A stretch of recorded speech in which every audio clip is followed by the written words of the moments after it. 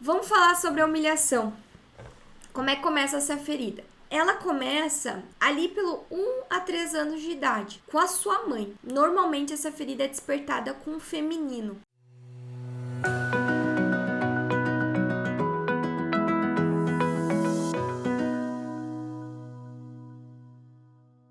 Então, às vezes a mãe, por ignorância, né? A mãe, assim, às vezes é ignorante, não entende que o bebezinho, a criancinha, tem curiosidade com as suas próprias fezes e faz cacaca mesmo, é coisa de bebê, né? Ou faz uma sujeirinha, essas coisas que bebezinho faz, porque bebezinho tá se descobrindo. Aí a mãe olha com cara de nojo, com aversão para criança. E só de olhar com essas caras de nojo, de aversão para a criança vai começando a perceber que a mãe tem vergonha. Ai, minha mãe tem vergonha de mim.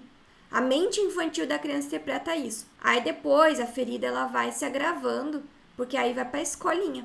E a gente sabe que na escolinha, quem é mãe aqui, sabe que quem é mãe sabe como é ter um filho que vai para a escola. E lá a gente não tem controle sobre o que acontece com as crianças. Porque cada criança vem de uma educação, que às vezes é má educação ou falta de educação.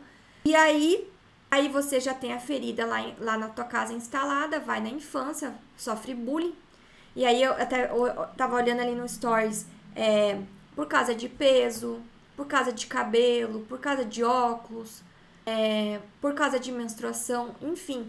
Qualquer assunto que seja é motivo para bullying. Se a pessoa é muito magra, sofre bullying. Se a pessoa é muito gordinha, sofre bullying. Se a pessoa usa óculos, sofre bullying. Se a pessoa enfim, existem muitas formas dessa ferida se agravar. Então, o que vai acontecendo? A gente está falando aqui de uma coisa que a gente começa a corrigir na nossa mente, tá? Tudo começa com a gente, quando a gente está falando de cura, mas a gente precisa entender a responsabilidade do ambiente que a gente vive. Então, assim, íntegra amada, eu até botei aqui no quadro, ambientes que reforçam a humilhação. A Lizzie Bourbon não fala isso, porque se ela falar isso, ela vai sair um pouco do lugar de espiritualista que ela é. Mas a Evelyn às vezes fala umas coisas que depois ela se arrepende, né? Mas eu vou falar. A gente precisa cuidar os ambientes que a gente acredita ter razão.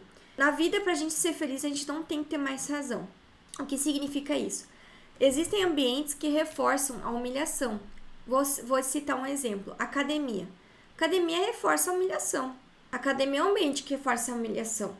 Então, às vezes, você vai pra academia pra emagrecer e aí você vê lá, todo mundo lá fazendo malhação e aí te olhando com cara de desprezo.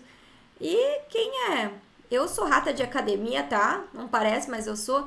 E eu vou na persistência e na coragem e eu vou muito conectada comigo mesma pra não entrar nessa pira do corpo e nas piras que a gente tem por aí. Então, a moda, eu já trabalhei anos com a moda, reforça a humilhação.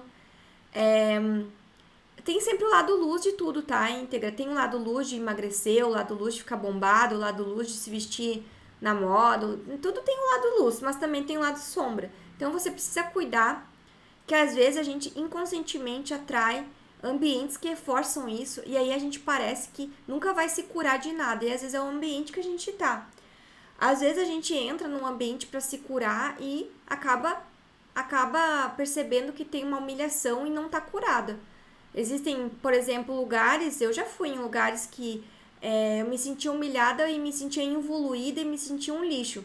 E o ambiente era de cura. Já fui em retiro espiritual e já fui humilhada em retiro espiritual. Depois de muito tempo com a minha ficha, né? Retiro caro, retiro espiritual, isolado da humanidade e simplesmente minha ferida da humilhação foi ainda mais cutucada. Então a gente precisa compreender que pensa bem, vamos pensar junto, tá? Vamos pensar junto, que pensar junto é melhor. Tem uma criança aqui interior. Ela já se sente humilhada pela mãe. Então, a primeira, vamos supor, não tô com uma mãe aqui, não tem ninguém pra ser mãe. Então, vai ser esse bonequinho aqui chato, tá? Esse é o nosso chatonildo. Pô, a primeira pessoa que tinha que te cuidar, te amar, já te humilha, certo? Pronto. Aí você vai com os coleguinhas, aí a coelhinha exibida vem aqui, você é feia, você é gorda. Não, humilhou, pronto. Aí você vai pra um ambiente que reforça Ah, e que reforça alguma coisa que tu se sente inferior. Olha aqui, ó. Ali na academia. Ponto. Aí reforçou a humilhação 3 vezes, tá vendo? São várias camadas de pessoas que te humilharam. Então, assim, tudo pra nós tem que chegar num limite. A gente tem que chegar num limite que a gente tem que entender que o ambiente ele faz a diferença na nossa vida. Então, se você tá trabalhando num ambiente que reforça a humilhação em questão de intelecto, aparência, é preciso tomar cuidado para que você compreenda que nem tudo é sobre você. Pra você não pensar que tu vai ser castigado pro resto da vida. É compreensível que existem ambientes que reforçam esses lugares e eles trabalham e o ambiente ele pede para que você seja ativada pela dor, tá? Então eu acho assim, meu papel eu tenho responsabilidade com vocês e eu preciso falar disso.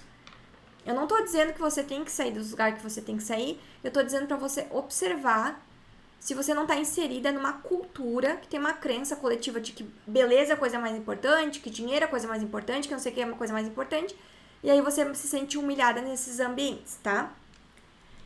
E aí, o que acontece?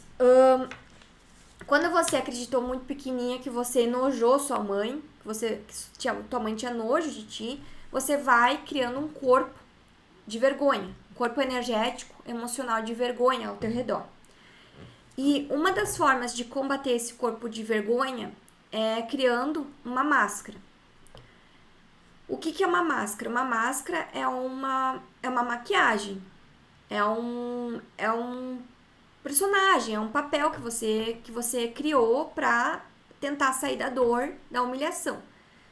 E segundo a Lise Bourbeau, a máscara que a pessoa que se sente humilhada cria é a máscara que se chama masoquista.